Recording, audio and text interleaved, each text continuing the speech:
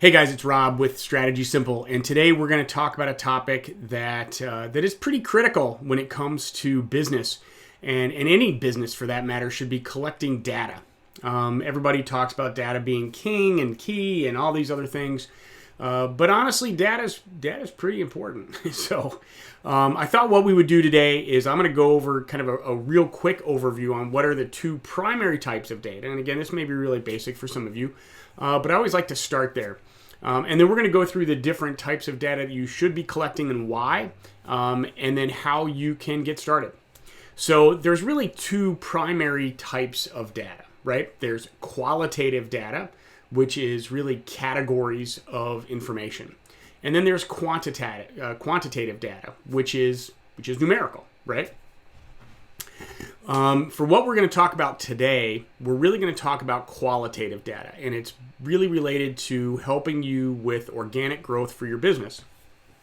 And when it comes down to that, really you want to focus on the information that you can collect from your customer base, from your prospects and your leads, so that you can begin to market to them and communicate with them.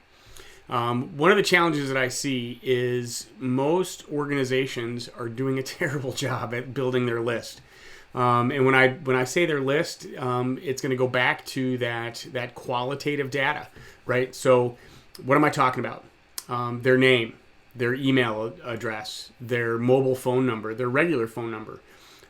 Those are the four things that you really need to capture. Obviously, mailing address and spouse's name and birthday and all that other stuff is really good information to have as well, which I'll get to in a minute. But the real key is collecting that primary qualitative data, right? And that information as far as their name and everything else. Why is that important? Because if without it, you can't communicate with them. So real quick exercise, don't do it right now because I don't want you to leave my video, but look at your website, look at all your marketing collateral, look at what you're doing, and how easy is it for you to collect or capture the data that you're looking for from your customers. Do you have a good lead capture form on your website? In most cases, no. And don't cheat. I'm going to tell you right now, the get a quote, nobody's going to do that. Very few people are going to put all of their information in without knowing your business, right? It goes back to that thing of know, like, and trust. People do business with people that they know, people that they like, and people that they trust. Just having a quote form on the front of your site, hey, let me give you a quote. We don't want to be in that race to the bottom when it comes to price, right? It's not always just about price, and that's going to be a topic for a later video as well. But the next set of data, outside of their name, their email address, their mobile number, and their phone number, is what I call PIN data, right? And that's really so you can pinpoint who your customers, your ideal customers are. And that is their preferences, which is the P, interests, and needs, right? So when it comes to preferences, what are the things that they like to get information on? How do they like to be communicated with? Going through all of that. And a lot of this kind of falls into that demographic or firmographic data when it comes to the ideal customer profile, which we'll come back to again in another video. But then what about interests? What do I mean by interests? Well, the interests are key because you certainly don't want to be sending final expense information to a newly married couple. That's not a good idea. You also don't want to send, a policy for family insurance on a couple that's about to retire, or vice versa. You don't want to talk about some retirement tools that you could offer to a client to a newly married couple. Not quite yet. So homeowners. If somebody just moved or or downsized, you really don't want to send them information about upgrading their homeowners insurance. Or if you're dealing with commercial clients, you don't want to send information on trucking insurance to an architecture firm. I mean, it just doesn't make any sense. So it really comes down to the interests that your clients are involved in or that they're interested in, and then what are their needs? What do they have to have?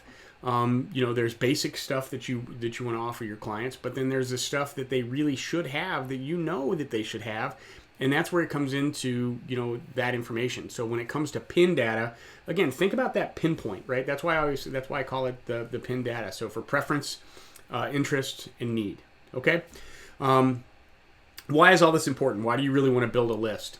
Well, there's two types of list data, right? There's two types of audiences. And I got to give credit to a friend of mine, Mark Firth, for really hammering this home to me recently. But there's the audience that you own, your database, your list, and then there's the audience that you don't own, which is the stuff that you're seeing on LinkedIn, your LinkedIn profile, your Facebook profile, all of that. You don't own that data.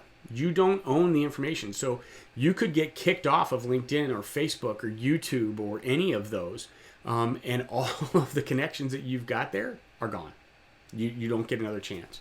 So always be sure to take them from the platform to your platform, your site, or however you can go, and get their data, get their information so that you can continue to drip market to them, to continue to send them a newsletter or send them information that's relevant to them. I can tell you that I'm using that now, and it works really well. So collect that information, do your email list, get your mobile list. If you can send text messages work great.